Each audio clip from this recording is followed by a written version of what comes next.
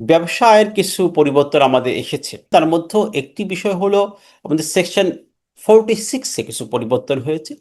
সেখানে একটা চ্যালেঞ্জিং বিষয় বলা হয়েছে, যদি কোনো ব্যাংকের ইন্টারেস্ট বা যে কোনো সুদ, এই সুদ বাবদ খরচ আমরা অ্যালাউ করি, অর্থাৎ ইনপুট দিয়ে দিই, ক্লেম করে ফেলি, ক্রেডিট নিয়ে ফেলি, বাট ওই সুদটা যদি আমরা পরিশোধ না করি, তাহলে এটা পরবর্তী 3 বছর পরে তা ইনকাম হিসেবে গণ্য হবে, অর্থাৎ 3 বছরের মধ্যে আমাদের এটা পেইড করতে হবে। অনেক সময় আমাদের কি হয়, ইন্টারেস্ট অ্যাপ্লাইড হয়, তাহলে আমরা খরচ হিসেবে এটা নিয়ে নিই যে আমাদের ইন্টারেস্ট অ্যাপ্লাইড হয়েছে, বাট পরবর্তীতে এটা আমরা পে করি না।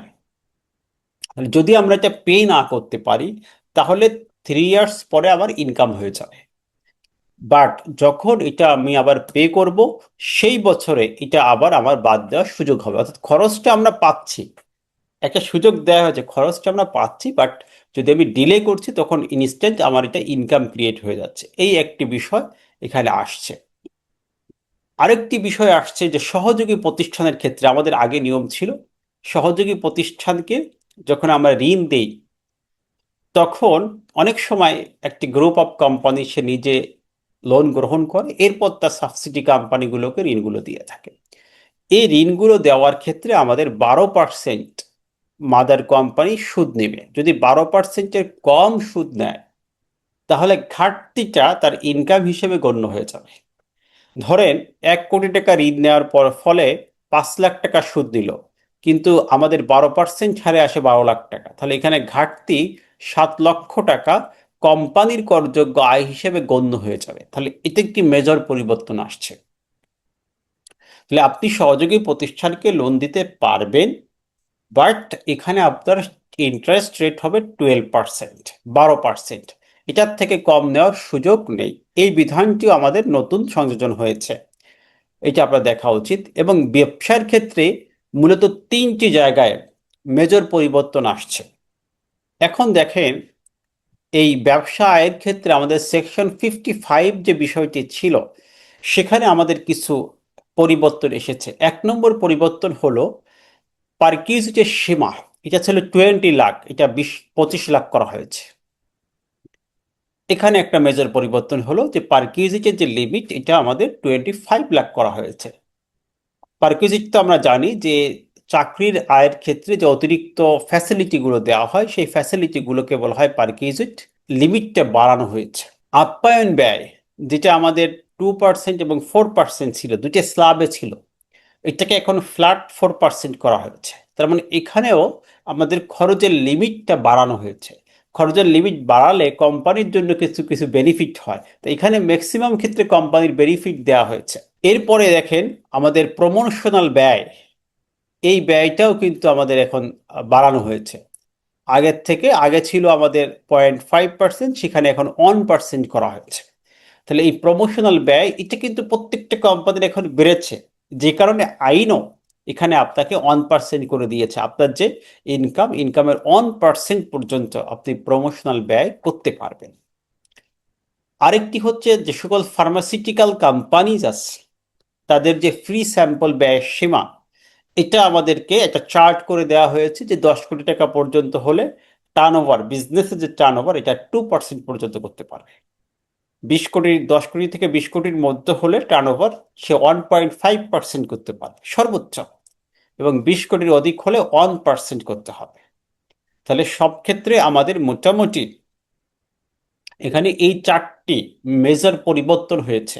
এরপরে এখানেও ঠিক ব্যবসা আয়ের ক্ষেত্রে এখানেও ঠিক একই ধরনের একটি পরিবর্তন।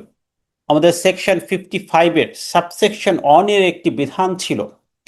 এই বিধানটি ছিল এমন যে যদি, যে ক্ষেত্রে উৎসে করের বিধান প্রযোজ্য, অর্থাৎ আমাদের সপ্তম অংশ, এই আইনে টোটাল 25টি অংশ বা অধ্যায় রয়েছে, সেই অধ্যায়ের সপ্তম অংশ হচ্ছে উৎসে কর সম্পর্কে বলা হয়েছে। তা বিজনেসম্যানদের আমি বলেছি যে যদি তারা উইথ হোল্ডিং এন্টিটি হয়, তখন তাদের দায়িত্ব শুধুমাত্র ইনকামের উপর ট্যাক্স পে করা নয়, তাদের আরেকটি দায়িত্ব বৃদ্ধি পেয়ে যায়, এটা হচ্ছে তারা উইথ হোল্ডিং ট্যাক্স কর্তন করবে। তারা যখন পেমেন্ট করবে, পেমেন্টের সময় as A with holding entity হিসাবে ট্যাক্স কেটে রাখবে, এটি তাদের একটি দায়িত্ব ছিল। আগের আইনে ছিল যদি এই দায়িত্ব পালন করতে ব্যর্থ হতো, সেই ব্যর্থতার দায়ে এটাকে ইনকাম হয়ে যেত। ধরেন তার একটা খরচ হলো 10 লাখ টাকা, 10 লাখ টাকায় ধরেন উৎসে কর্তন হচ্ছে 50,000 টাকা অনলি। যদি এই 50,000 টাকা সে উৎসে কর্তন না করত, তাহলে এটা ইনকাম হিসেবে গণ্য হয়ে যেত। দেখেন কেমন একটি আইন ছিল, এবং এটার উপর তাকে ট্যাক্স পে করতে হতো। শুধুমাত্র পার্সেজের ক্ষেত্রে বিষয়টি এরকম নয়, অনেক সময় কোম্পানির অ্যাসেট অ্যাডিশন হয়, ক্যাপিটাল অ্যাসেট বৃদ্ধি পায়।